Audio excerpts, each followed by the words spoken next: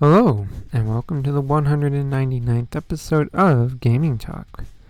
On this episode, I'm going to be discussing and giving my thoughts on Metal Hellsinger, as well as its VR counterpart. Let's get into it. Metal Hellsinger has the player take the reins of a demon that for the majority of the game just goes by the unknown. The game itself is narrated by a skull named Paz, which is also one of the weapons that you have on you throughout most of the game. The premise of the game is that the unknown is after the ruler of Hell, the Red Judge. So you play through different hells and defeat all of the different aspects of the Red Judge until you have that final face-off with the Red Judge herself.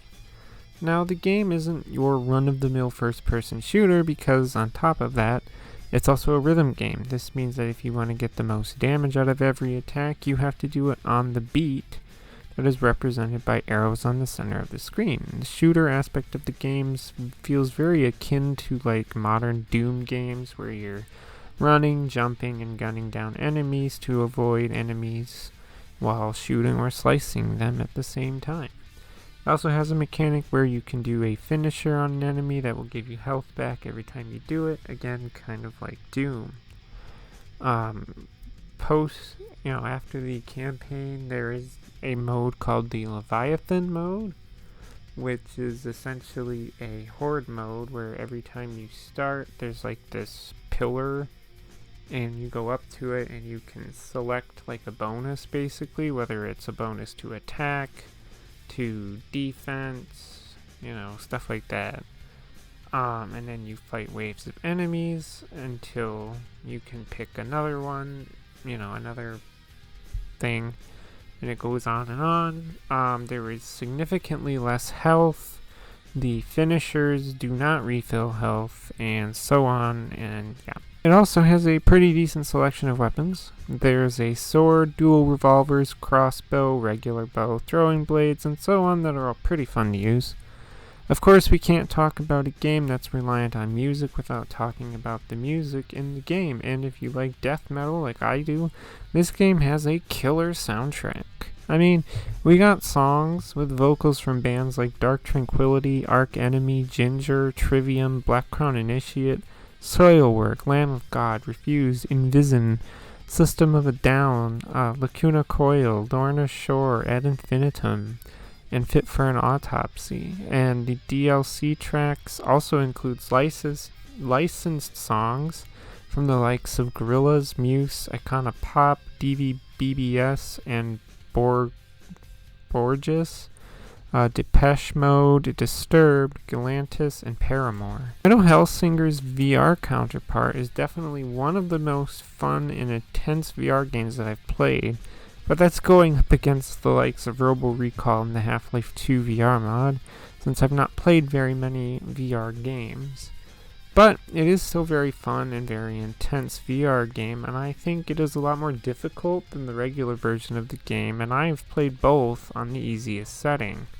There's not much that I don't like in the normal version of the game outside of the nearly impossible final boss fight, but the VR version has more aspects that I was not really a fan of. This came down to weapon reloads not seeming to trigger because the weapons need to be at a very specific angle for the reload to trigger.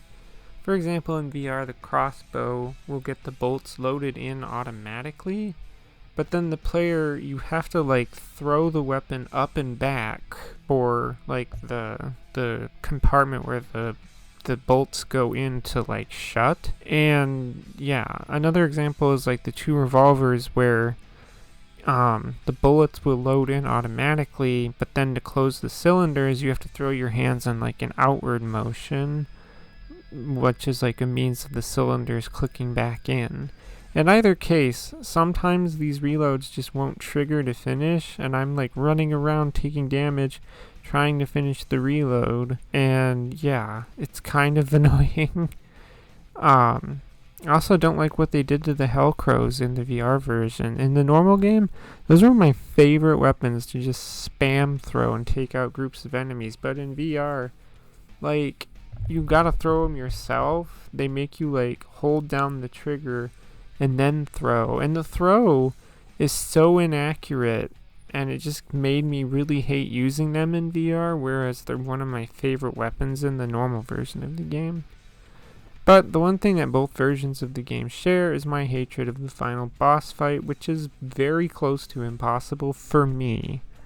I flat out gave up on it in the VR version. In the normal version of the game, I managed to beat it once, but every time I've tried after that, it's just impossible.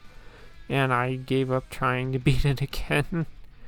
But even with those few negatives and the fact that Leviathan mode is just kind of boring in my opinion and also really difficult for no reason, both of these games are just, well, both versions of the game are just so much fun, and they're so intense and have such good music that I can highly recommend both versions of the game. Metal Hellsinger and Metal Hellsinger VR are both fun and enjoyable games. That's all I have to say, so if you like this kind of content, feel free to subscribe.